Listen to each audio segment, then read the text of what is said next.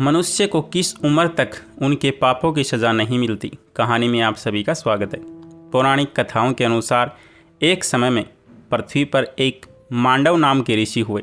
वह बहुत बड़े तपस्वी और धर्मात्मा थे। एक दिन उनके आश्रम की ओर कुछ लोग भागते हुए उनकी ओर आ रहे थे और वे लोग ऋषि से शरण मांगने लगे। वे लोग एक चोर थे जो किसी राज्य में चोरी करके भाग रहे थे और उनके पीछे राज्य के सैनिक उसका पीछा कर रहे थे। चोर महर्षि मांडव के आश्रम में छुपने के लिए उनसे विनती करने लगे। महर्षि को मालूम नहीं था कि वे लोग चोरी करके आ रहे हैं और यह सभी चोर हैं। महर्षि ने उनकी विनती सुनकर उसे छुपने के लिए उन्हें अपने आश्रम में जगह दे दी। उनके बाद उस राज्य के सैनिक भी उस ऋषि के आश्रम तक आ पहुँचे और महर्षि के आश्रम को तलाशने लगे। लेकिन सभी चोर अपना लूटे हुए धन को उसी आश्रम में छुपाकर भाग चुके थे और जब सैनिकों को वह लूटा हुआ धन ऋषि के आश्रम से मिला तो उस ऋषि को चोरों का साथी मानकर राजा के दरबार में ले जाया गया। जब सैनिकों ने राजा को सारी घटना बताई और उसके बाद राजा ने महर्षि को भी चोर मानकर सूली पर चढ़ाने की सज़ा सुनाई। जब महर्षि को सूली पर चढ़ाया गया तो उसकी मृत्यु नहीं हुई मगर उसे दर्द और पीड़ा सहनी पड़ी। यह सब दृश्य देखकर उस राज्य के राजा को एहसास हो गया कि यह कोई चोर या आम ऋषि नहीं है। तब उनसे राजा क्षमा मांगने लगा कि हे ऋषि, हमें माफ़ कर दो, हमसे बहुत बड़ी गलती हो गई।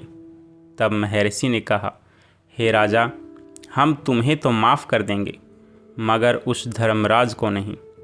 इतना कहते ही वह महर्षि अपने तपोबल से यमलोक को प्रस्थान कर गई और वहाँ पहुंचकर उन्होंने यमराज से पूछा कि हे धर्मराज, मैंने अपने जीवन में कोई भी पाप नहीं किया।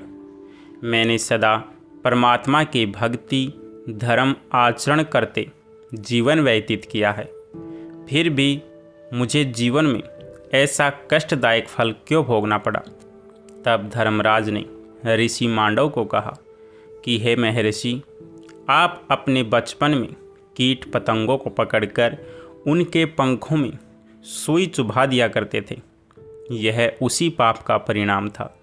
यह सुनकर मांडव ऋषि ने धर्मराज से कहा कि धर्मशास्त्रों के अनुसार जन्म से लेकर 12 वर्ष की आयु तक बालक जो भी कर्म करता है वह पाप नहीं माना जाता, क्योंकि जन्म से लेकर इस आयु तक वह अज्ञान होता है।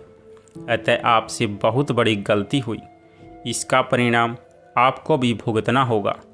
तब महर्षि मांडव ने धर्मराज को श्राप दे दिया कि तुम भी पृथ्वी लोक पर जाकर मानव रूप में जाने अनजाने में गलतियां करोगे और जब तुम विद्वान होगे तुम्हारी नीति कोई नहीं मानेगा।